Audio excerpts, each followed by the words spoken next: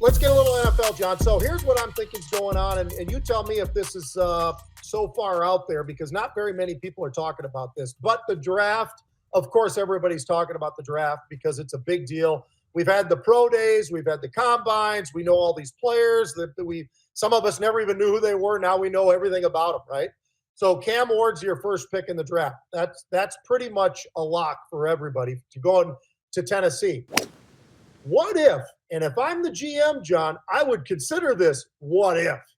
What if I do something like the Chicago Bears did with the Carolina Panthers and say, well, you give me 2 first-rounders, you give me one of your top players that you've got that we maybe need in that position in Tennessee, and maybe a couple other draft picks that are a little bit lower.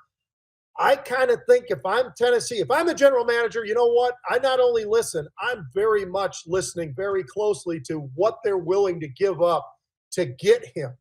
And the craziest part about this, John, it could be pick 2, pick 3, whoever. There's a lot of folks out there who need quarterbacks, right? And so that is helpful to Shedeur. It's helpful to some of the other quarterbacks that are out there, Jackson Dart, stuff like that. So what I'm looking at, John, is do you make that trade? I'm going to say right now, if they get offered that trade and we find out they did and they still go to Cam Ward, I think that's a huge mistake because I think there's enough holes. And by the way, look at where they're picking Tennessee, number 1.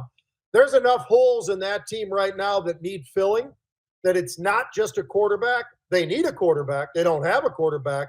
But what about somebody who maybe has a quarterback and throws out a couple of number 1s and something else in this deal? I don't know, John.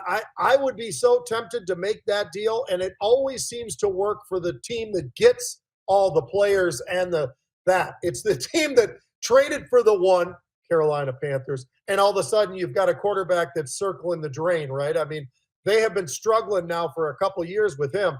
I just wonder if Tennessee's willing to go there and if they got the guts to make that trade. What do you think? I think they're playing poker right now, Pete. Yeah. They're basically telling everybody, yeah, we're taking Ward, we're taking Ward, we're taking Ward. And so everybody underneath them's going, God, we really want Ward. If you could trade that spot to the Giants and you get, so now the Giants get Cam Ward.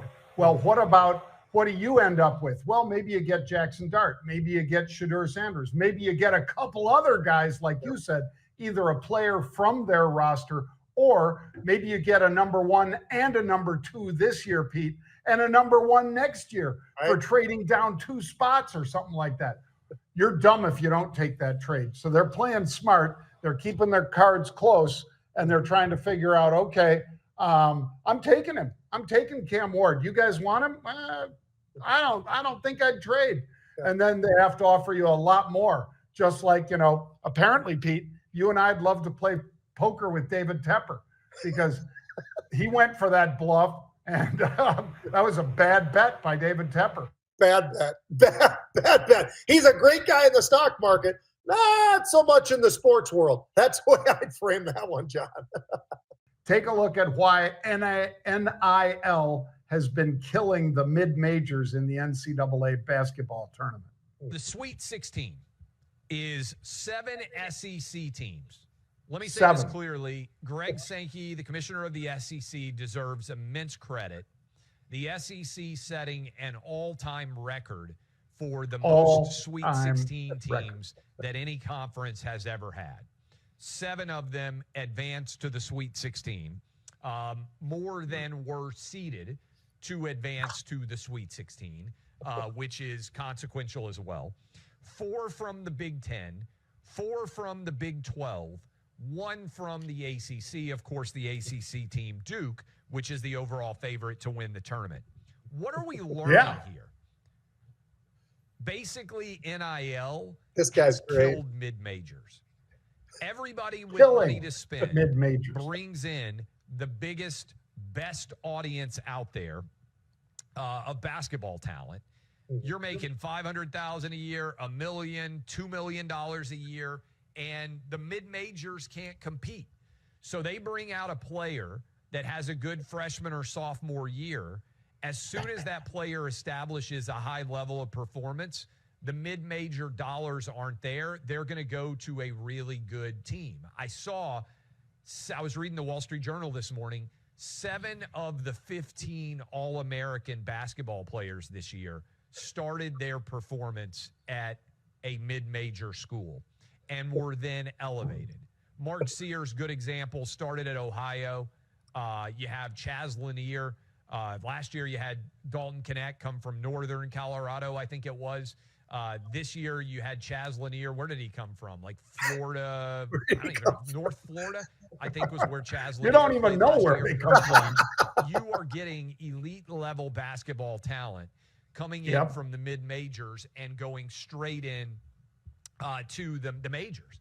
And with no restrictions on transfer and with NIL basically. He's saying everything we've been saying for 2 years now, John. There is no ability to restrict anybody's movement. That's why some of these coaches are quitting. I don't think it's a coincidence. Well, because they can recruit, but they can't hold them. It's what got the University of Minnesota's coach fired, quite frankly. A guy that you and I know from Central High School. Level of power conference dominance that we have never seen before, and I think it is only going to continue to grow. It will only continue to grow. He's absolutely right, Pete. Well, and by the way, Cooper Cooper makes over 5 million, not $500,000, not $1 million, 5 million. And that might not even be the whole thing, but that's what the NIL that guy makes at Duke. Why would he come out? He's no reason to get in the NBA yet. I mean, you know what? He's only a freshman anyway, but he could if he wanted to. He's the best player in basketball. There's no doubt about that. I don't think anybody questions that. I mean, basketball is so different from other sports, John, like football, where you've got, well, he's the best quarterback, but is he the best player? Oh, he's the best defensive end, but is he the best player? You know, those kinds of things. I look at this one exactly how he is. I hope he hasn't just found this out, though, John. And I respect the heck out of him. I think he does a great job on Outkick. It's outstanding. He is very controversial. He's very political. He's all those different types of things.